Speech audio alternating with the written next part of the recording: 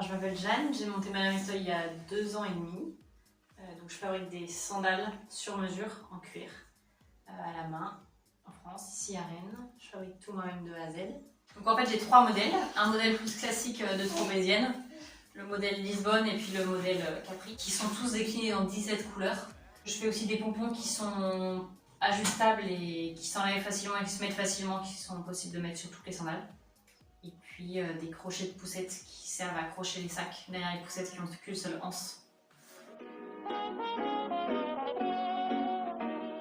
Puis mon objectif c'était vraiment de retrouver du travail qui a du sens, de travailler avec mes mains, que j'en avais marre de travailler derrière un ordinateur toute la journée. Alors je travaille beaucoup de février jusqu'à juillet pour faire la grosse saison de sandales. Après je m'arrête. Et après l'hiver pendant 2 mois et demi, à raison de 10 heures par semaine. Donc c'est vraiment moins, c'est pas un temps plein. C'est là où je prépare je coupe mes semelles, je ponce l'arrière de mes semelles, je coupe mes talons, je prépare mes cuirs, je les étends, je les encolle, etc. Et donc là, c'est plus cool comme rythme pour le moment l'hiver.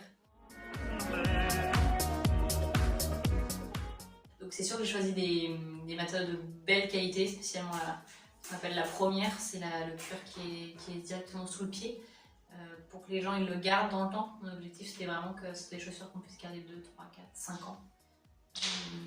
Donc c'est des choix de matériaux qui sont plus naturels et plus robustes aussi, et puis qui viennent pas de l'autre bout du monde.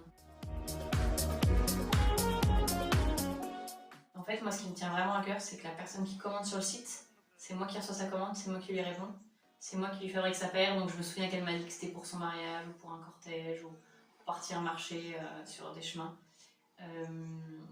Et que c'est moi qui lui envoie, et c'est moi qui reçois la photo quand elle la reçoit et qu'elle la met à ses pieds. En fait, c'est important pour moi que je fasse tout de A à Z pour la personne. Donc c'est local, parce qu'en fait c'est au sens, entre guillemets, où c'est moi qui gère tout avec la personne.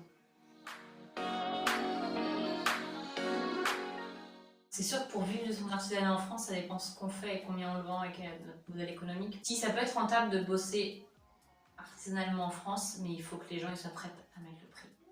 Tout le monde n'est pas 100 € dans une paire de sandales, mais ceux qui l'achètent, c'est qu'ils ont compris c'est des matériaux qui allaient durer et qui ont compris aussi que voilà, qu'on devait se payer derrière, on va essayer d'en vivre.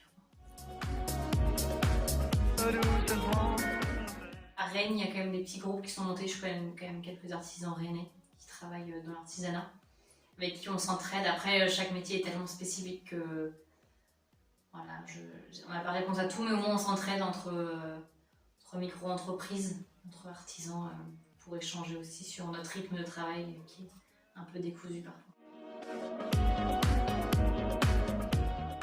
Il ne faut pas avoir peur de se lancer. Il ne faut pas avoir peur du beau, de créer un beau produit dès le départ.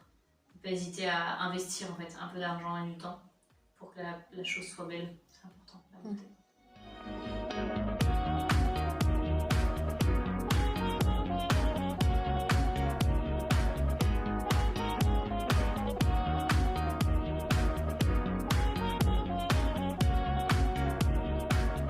Tout devant.